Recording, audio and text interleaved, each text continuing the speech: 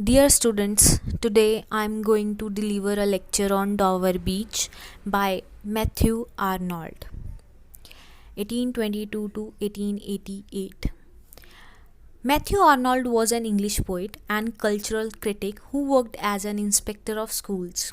He was the son of Thomas Arnold, the celebrated headmaster of Rugby School, and brother to both Tom Arnold, literary professor, and William Delafield Arnold, novelist and colonial administrator.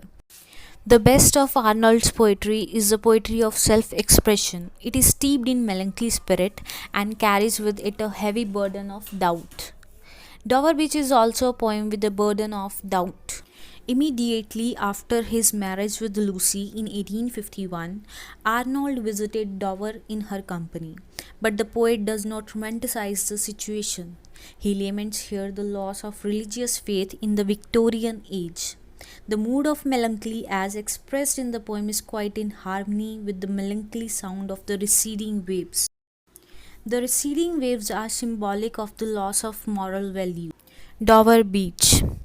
The sea is calm tonight. The tide is full. The moon lies fair upon the straits. On the French coast, the light gleams and is gone. The cliffs of England stand, glimmering and vast, out in the tranquil bay.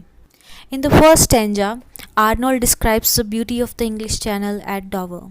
It is a moonlit night. The sea is calm. The tide is full. The moonlight is reflected on the straits. On the other side of the English Channel, the French coast at Calais also becomes intermittently visible in the soft moonlight. The vast cliffs of England near the quiet bay at Dover are glimmering in the moonlight. Come to the window. Sweet is the night air. Only from the long line of spray where the sea meets the moon-blanched land. Listen. You hear the grating roar of pebbles which the waves draw back and fling at their return up the high strand, begin and cease and then again begin, with tremulous cadence slow and bring the eternal note of sadness in. In the second stanza, the poet asks his wife to come to the window in order to enjoy the sweet night air. He asks her to listen to the sound of the sea waves as they beat against the shore. The sea beach is whitened by the light of the moon. A harsh sound is produced as the waves advance and retreat alternately. They carry away pebbles from the sea beach and again fling them back. The poet wants his wife to notice how the pebbles move along with the waves of the sea. This process of advancing and retreating continues ceaselessly. There is an eternal note of sadness in the rhythmical rise and fall of the waves.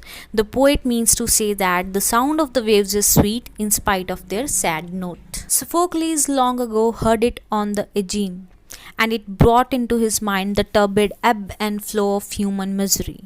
We find also in the sound a thought, hearing it by this distant northern sea. In the third stanza, Arnold says that 2000 years ago, Sophocles too had found a similar note of sadness in the sea waves. He had heard it in the waves of the Aegean Sea, while Arnold has now heard it in the English Channel. Thus, both Arnold and Sophocles found the same note of sadness in the sea waves. Both of them regarded the sea as a symbol of man's life. The rise and fall of the sea waves brought to their mind the turmoils of human misery. The sad music of waves was in consonance with the sad music of humanity. The sea of faith was once too at the full, and round earth's shore lay like the folds of a bright girdle furled, but now I only hear its melancholy, long withdrawing roar retreating to the breath of the night wind, down the vast edges drear and naked shingles of the world. Here in the fourth stanza, Arnold compares the sea with religion. There was a time when the sea of faith was full. It lay round the earth's shore like a bright girdle. The poet means to say that people all over the world then had a deep faith in religion. But in the Victorian age, the poet found that people had become skeptical. Their faith in religion was receding. It was leaving the world barren and dry spiritually. People were getting more and more materialistic.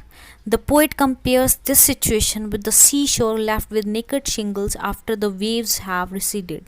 Similarly, after the sea of faith has receded, ugly pebbles of materialism and skepticism are left in the lap of mankind. Ah, love, let us be true to one another. For the world which seems to lie before us like a land of dreams, so various, so beautiful, so new, hath really neither joy, nor love, nor light, nor certitude, nor peace, nor help for pain.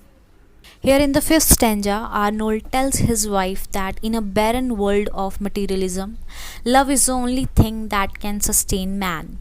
Outwardly, the world of materialism looks very attractive. It looks as beautiful as a land of dreams. Its joy seems to be varied and new, but in reality, there is no joy nor beauty in it.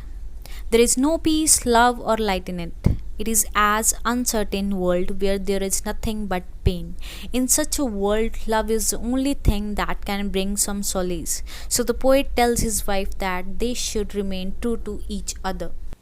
And we are here as on a darkling plain, swept with confused alarms of struggle and flight, where ignorant armies clash by night. Arnold compares a society without faith and religion to dark and gloomy plain. The people of such a society are like ignorant armies clashing by night. They are ignorant because they don't know the purpose for which they are fighting. There is a state of complete confusion.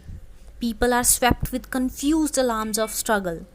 They are running here and there. The mad race for material advancement goes on to no end. People are in a state of continuous struggle, but they don't know what they are struggling for.